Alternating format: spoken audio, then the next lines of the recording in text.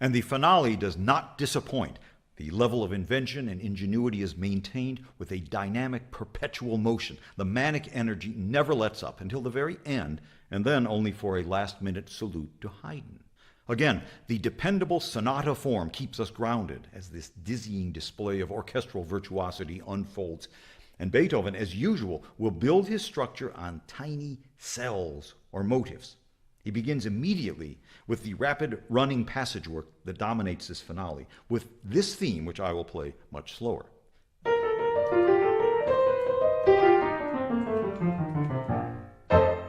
And the first four notes, which we speed up, of course, these four notes will serve as Beethoven's main cell of this movement, followed by, and then this descending scale, which hurtles downward, and then a decisive cadence without its final chord. And we're off and running. But everything happens very softly now, at a whisper, bustling in the strings, and built on our little motive, until a real theme appears. It's very simple, using the basic tonic and dominant harmonies.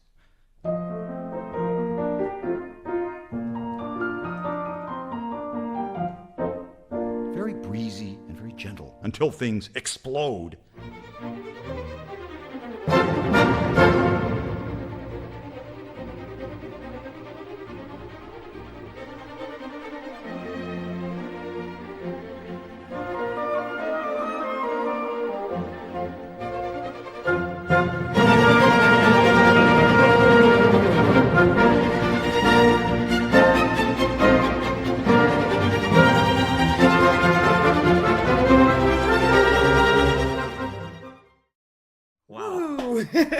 I'm just thinking of all the genius of ideas of putting all these things together. And it's, like you said, it's the ingredients that make the recipe of this last movement. What are your thoughts on what we have listened so far? And as I was watching it, as experiencing a déjà vu from the days in Moscow Conservatory School for Gifted Children, and our lectures and lessons and discussions in the music history class. And I mean, every musician learns about the sonata form and the main theme, the secondary theme, the connection theme, the closing theme, and it can be such a chewing gum, boring topic where you there's another theme. There's another, and no, I don't want to say that the lectures in Moscow were anything but anything close to boring. No, we actually had phenomenal teachers in there, and and I remember. But it's textbook. Well. You're learning textbook structure, right? Like you're learning things that are. This is what it is. This is what's happened, and this is. But now we're given this fourth movement, and. Yeah, I just want to give a shout out to Lawrence Rapchak. He puts that structure to life, and makes it extremely exciting, probably as exciting as Beethoven himself felt about putting those pieces together and creating that recipe, putting the seeds into that exposition. Exposition is to expose the seeds of the entire movement. So it almost like Larry is like a channel of that energy and joy, and going like, yeah, look at this little thing I'm gonna put in there. Look at that. This one. Well, let's just throw it all together and then make a start the pot. Absolutely. Well, what's fascinating about this movement, I find, is all the different themes that make it, and it's not like yes, it's probably very carefully crafted, but you have a sense that it's also as if he's just in his kitchen or in his living room, just thinking of different themes, and then they'll just link to that, and then do that and that, and it's this complete more stream of consciousness. It doesn't feel quite as building blocky. It doesn't feel as if it's crafted in a way that is as monumental. It feels purely joyful. And when you're joyful and when you're happy to that state, you're not really thinking about what's next. You just sort of living within, you're living really in the moment, and this will give you joy. This is happy. Oh, and this happened, and this is so cool. And then it's as if you're telling a great day to your parents, and like, I did this, and then this, and then this, and then this, and it's, you don't think about whether you have to put it into a structure that will tell a story, that will convey a philosophical meaning. It's just for the fun of it, and I think that's really great. And you heard another of the first theme group, also in B flat, and also based on the basic harmonies. And we move into the dominant key of F now, where we hear our secondary themes. The first one, rustic, even though it's taking place at a breakneck pace. And the oboe melody, which is playing this, is accompanied by the clarinet, who plays the familiar triplet pattern that clarinets always play in wind serenades in their low register. This figure. It's always very gentle and very soothing, but here, and this always cracks me up, Beethoven's tempo is so fast that the clarinet figure almost sounds comical, as if the player wants to play expressive, but Beethoven says, no, forget it, just play fast.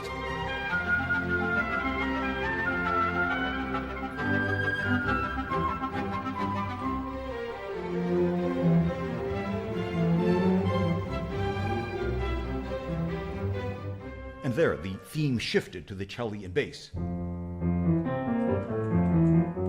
This light syncopated violin figure to keep things intense.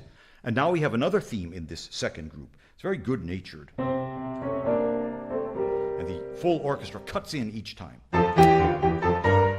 With an unexpected move to F minor now, and shades of the mysterious introduction of the symphony with diminished chords. And there's that element of play in Yes, there, yes. Clearly in creating anything, and definitely it speaks through the creation of the symphonies that Beethoven had a lot of fun putting them together. I can imagine, yeah. Mm-hmm. And that's, I think, what needs to be part of the performance as well. I mean, we're so touched by the awe and respect to those great masterpieces, but we tend to also put them on pedestal and idolizing them, and that deprives us of feeling emotionally connected and leveling with the man who created it. It wasn't God, it was just a guy who happened to be really enjoying this process and dedicating so much time to it that he became phenomenally skillful. And just like Bach said, music is a craft, and I'm a craftsman. No, don't tell me that I'm just some kind of outer world superhuman. No, I'm just a craftsman. And he meant it, clearly. When we, for me as a performer, as a musician, as a teacher, and it's very important to not forget the humanity side of it, and that music is not created out of need. It's created out of this longing for fun, for really the process, which is not just geared towards the result, and you have to suffer through obstacles to get there. It's the process itself of taking one theme, taking another one, and what am I going to do with it, and develop and just watch me. This element of play and fun and enjoyment in the process, which is the fuel towards, it takes a lot of effort to create a symphony. Where is the motivation coming from? It takes a lot of effort to learn how to play one, and takes a lot of effort. Where's the motivation from it? It's the enjoyment of the process.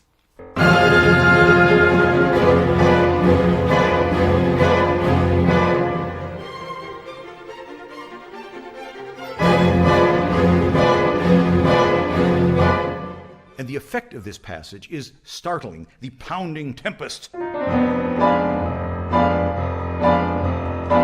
So clearly recalling the gloom and the chaos of the symphony's introduction, and driven by the main cell of this movement. But this tempest is answered by this charming, carefree, cheerful, chirpy passage.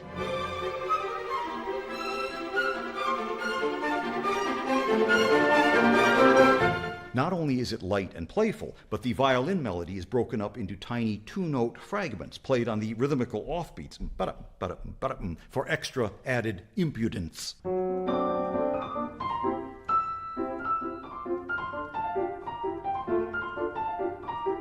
And in the face of such a dramatic assault from those diminished chords, when we hear this little thing, it's really quite comic. And we've just arrived at our closing theme of the exposition. It's joyous and exuberant. Just reveling in the fun, with the main motive dashing over, under, and around us.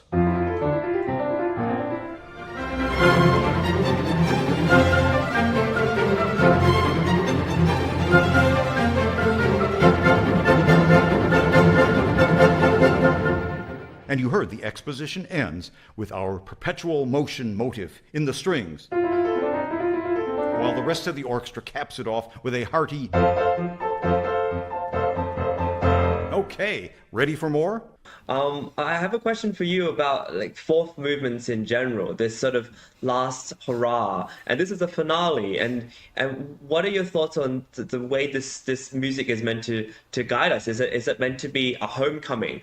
Or is it after the turmoil of all this? I don't know. We've had the fourth movement of the Beethoven Fifth Symphony, which is a stormy, but then it breaks into this joy that is very different from this kind of joy, obviously.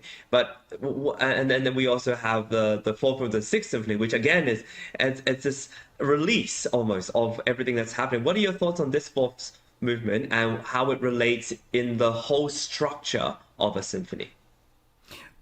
Well, Beethoven tends to be Beethoven no matter what he does. And he was, I think he was a guy touched by enormous energy of joy. Always looking for that fun and joyful and fanfarous, if there's such a word, side of life. A lot of his works, symphonies, sonatas, a lot, and in things like C major or B flat major, keys of something pure and joyful. So yeah. I think in general in life he was looking for, like you said, release or conclusion of whatever journey one takes in a pinnacle of goodness. So right. That was his general probably personality and outlook on life, maybe even philosophical, or maybe his religious or whatever his beliefs were. That was the ultimate end of any story for him. So majority of his symphonies, and I want to say maybe all of his symphonies, tend to go in that direction. And whatever programmed music you take of Beethoven, programmed music, I mean multi-movement compositions, not the little miniature pieces. Those just adhere to one elemental character.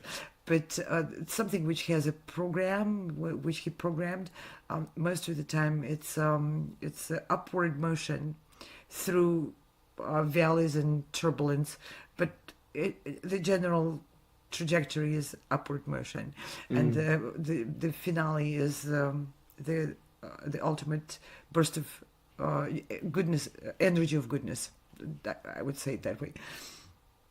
Yeah, there's this idea also, sort of the returning back to humanity, or returning back to what is pure, the essence of humanity. I think if the first movement proposes a theme or a mission or a question or a challenge to the universe, then the last movement serves to finalize something, to give a conclusion, to draw some. And I think Beethoven, like you said, is always going to be Beethoven no matter what he does. And Beethoven's spirit is always of, I think, triumph. And that takes many different forms, whether the triumph is of a pure joy, a transcendental way, and that triumph, you can see that in a lot of the later works where things are just, you feel like you're being lifted into the heavens, or the triumph of his earlier or middle works where it's just this, it's more pure, it's more earthly, it's more but and yet it strives towards the heavenly and strives towards the magnitude of what the universe has to bring. And I think you're right that there's always this darkness to light, this idea that there is something. And I think that's really I compare the way Schubert and Beethoven deals with tragedy sometimes in some of the music I play of theirs, and Schubert tends to deal with darkness differently. Sometimes he ends with darkness. Sometimes, like in some of his most famous song cycles, the ending is either not as good as you would want it, or not as well or triumphant, or even if it ends in a major key or something, you feel like something's not quite right. I think he's more drawn to things that are just not quite right, and it's okay to just leave it in despair. Whereas Beethoven, in his spirit, is not content with that. Yeah, that's a good word. Beethoven is not content with something not being right. He has to set everything bum bum bum bum bum bum and bum bum, and then again, and just like closing the door and like making sure this is what I mean. Yeah, in a way, with of course, with all the C minor stuff he wrote and all of the tragic and profoundly painful things he wrote, to me, Beethoven is an ultimate embodiment of optimism. Yeah. No, I agree. I totally agree, and I think that's, given his life circumstance, remarkable. Just it's remarkable. Absolutely remarkable. It's the Jesus that resurrects. It's not just one you leave at the cross and then the world ends and that's it. There's the resurrection. There's always the final say is goodness, that something is right. There's a justness to what he has to bring, and I think that's probably one of the reasons why his music continues to stand the test of time. I think we look towards this sort of pure optimism and joy in our lives, and art is a way to distract ourselves and also learn from previous stories so that we can be rejuvenated in our present moments.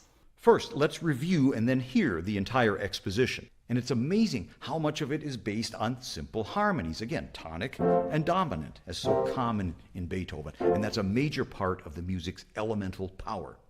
Okay, there's the opening perpetual motion in B flat major with the main motive. Okay, and the descending scale, let's call this A1. Then the second theme, the lyrical one, let's call it A2. Then A3, the vigorous. This moves us to the dominant key of F major for our second theme group. We'll call this B1. This is the oboe, with the crazy clarinet underneath. Okay, then we have B2. Leading to the tempest, we'll call this B3. And its sprightly response. And our closing theme, rounding out the exposition with the main motive and the orchestra. So there are the ingredients of a perfectly designed and thrilling exposition.